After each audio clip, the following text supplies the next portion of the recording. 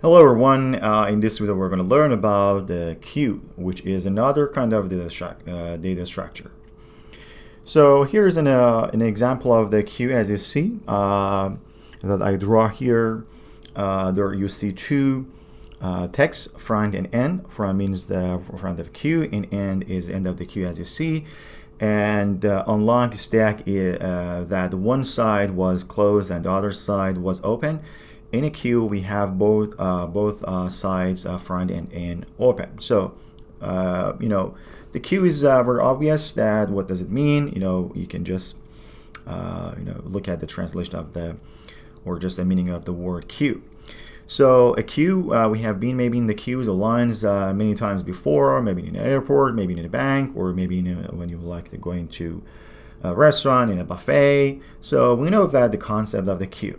So we are going to the end of the queue, or that's what we call the in-queue method or in-queue operation. And also we are exiting the queue from the front of the queue, which we call here the dequeue operation. A queue, unlike the stack that was last in, first out, is a first in, first out, or the FIFO. Like the data structure. FIFO, or the first in, first out, means that in general, when you're inserting an item at the end of the queue, that's going to be the last item also to be removed from the queue. Or the first thing that you insert on at the end of the queue will be the very first thing that going to be removed. So we're going to see that how we can implement a queue. In this video, I'm going to implement a queue using a linked list, but in my other videos, you can watch the implementation of the queue using some other data structures, including an array. So here, I'm going to just draw a linked list, as you all remember. Also, you can again watch my videos about implementation of the linked list. Here is how we are showing a linked list. And again, I all the time recommend to draw some, drawings in order to better understand that how, data structures work. Here I have the header for a linked list, and I have a tail. And here for the better performance, I'm using the double linked list with both head and tail, which means that I have access to the very first node and to the very last node. So as you can see, there are a lot of similarities between a queue and a linked list from this perspective, that we can see the very front of the queue to be the head of a linked list, and the end of the queue to be the tail of the linked list. And as we know, there are some operations in linked lists, including the pop front and also the push back. And that's exactly what we need in order to implement the methods in queue and dequeue. So I'm just repeating it again, that in queue means adding an item at the very end of the queue, and dequeue means removing the very first item from the front of the queue. So to implement the in queue method, in queue, so here again we have the data T, and let me also write the class queue, that how we're going to implement that. Here again, we're using a generic class, and my code, as I said, we're using a code or pseudocode very similar to the Java language. So again, the storage will be a linked list, a double linked list with both head and tail. So I'm going to call this storage, and we're assuming that we have implementation of the pushback and the pop front methods. So here, because I'm gonna in queue add an item at the very end of the queue, let's say that for example I'm gonna in queue number 5.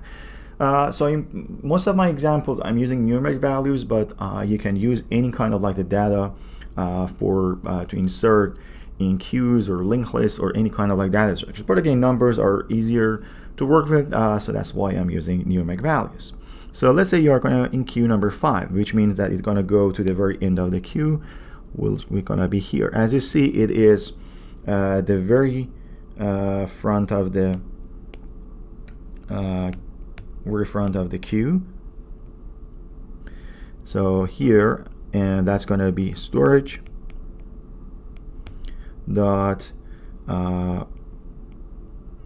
push back, and that's it. That's the implementation of a in-queue method using a linked list. So we're assuming that the pushback method exists for the linked list. Again, you can watch my videos about the linked list and how to implement the pushback method. So as you see, anytime that I call the in-queue method, it's going to call the pushback method of storage. So simply if I write, or for example, in-queue 10, so number 10 will be pushed back at the very end of the queue, which is going to be here. So let's see that how the pop or the dequeue method will be implemented. So dequeue, and again, we're assuming that we're going to return the data that are going to be from the type T. So as you see here again, it is a first in, first out. So the very first thing that has been inserted must be removed, and that means that we need to remove from the very front of the linked list because we're using a linked list as a storage. So simple, I'm going to say return storage dot pop front. So, and that's it. So here, for example, when I say pop, what's going to be returned will be popping from the front.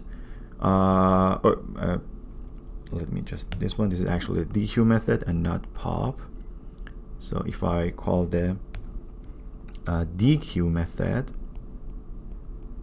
so dequeue method will pop the very front, which is in this case is number 5. So number 5 will be removed from the very front of the queue. So same thing if I try to call the dequeue method again, it's going to remove or dequeue number 10 from the very front of the the queue. So as you see, the implementation of the queue using a linked list is very easy, assuming that we have the implementation of the linked list, the linked list with head and tail. It's going to be really easy. So now going to the time complexity of these two operations, the in-queue and the dequeue methods. As you see here, we're just calling the pushback and push and pop front methods. And in a double linked list, as I have discussed before, these two operations are from the big O of 1, which means the in-queue method and dequeue method, both of them have the time complexity of big O of 1, which is very desirable. So you might want to implement some other methods for queues, for example, the clear method, or for example, is full or is empty or something. Again, the is empty or is full can be from the big O of 1, because if we just keep the size of the queue, we should be easily return by only one comparison. So the number of operation is constant, so is empty or is full can be done in big O of 1. The clear method, on the other hand, we need to delete every item that we have in the queue. So if we have n items in the in queue, we need to delete those n items. So the time complexity of the the clear method can be from the big O of n, again because it depends on the number of items that we have on in the queue.